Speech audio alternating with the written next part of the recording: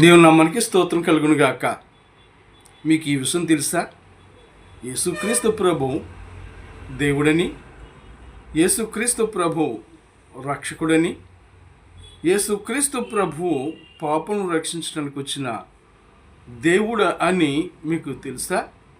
అయితే దేవుడు అనేటువంటి ఆయన పరలోకంలో దేవదూతలతో తండ్రి కుడి పార్శ్వమున కూర్చుని నిత్యము దేవదూతల చేత స్తుతులు అందుకుని మహామహిమలో ప్రజ్వలిస్తున్నటువంటి దేవుడుగా ఆ పరలోకంలో ఉన్నారు.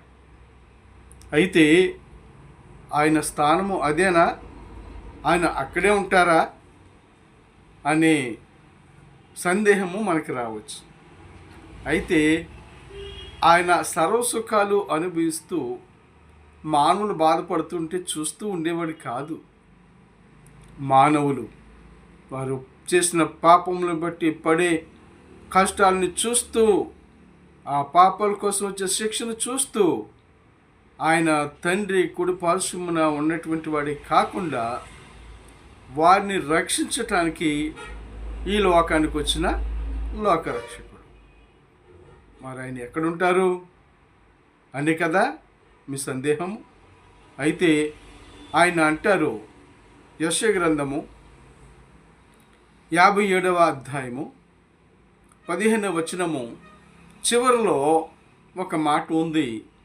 అదేంటి అనంటే, వినయము గలవారి యొద్దను దీన మనసు గలవారి యొద్దను ఆయన నివసిస్తాడు.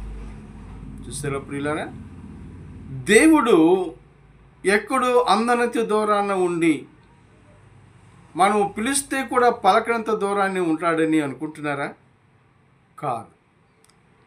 ఆయన నీలో ఉంటాడు, నీ యొద్ద నివసిస్తాడు. అంటే ఆయన నివసించాలంటే నువ్వు ఎలా ఉండాలి? దీన మనసు కలిగి ఉండాలి, వినయమును కలిగి ఉండాలి. ఇవన్నీ ఎలా సాధ్యమవుతాయి అని అంటే, మన మనసును మార్చుకుంటే, మన జీవితాన్ని మార్చుకుంటే, యేసుక్రీస్తు ప్రభువు ద్వారా మనము మారు మనసు పొందినట్లయితే ఇవి సాధ్యము. వీటి ద్వారా దేవుడు మనలో ఉండటం, మనలో నివసిస్తాడు అనేటువంటిది మనము ఎరిగినటువంటి సత్యము. కనుక ఈరోజు వినయ మనసుతో దీన మనసుతో నువ్వు ఉంటే, నేను నీలో నివసిస్తాను, నీ వద్ద నివసిస్తానని చెప్తున్నాడు దేవుడు. అలా ఉంటావా? ఈ వాక్యం ద్వారా దేవుడు నిన్ను